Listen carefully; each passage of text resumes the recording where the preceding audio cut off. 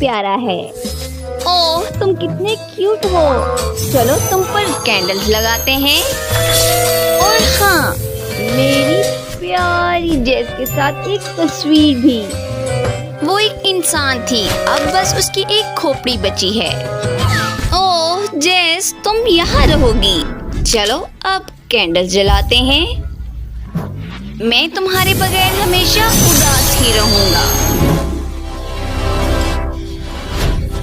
छोड़ो, चलो अब ताजा खून से अपने आप को एक अच्छी सी एनर्जी देता हूँ।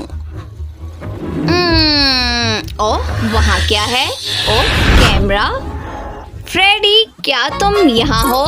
ओह, ये हो गया। मैंने पहले से ही बहुत तस्वीरें लगा रखी हैं। मैं हर एक से अपने पड़ोसियों को देख सकता हूँ।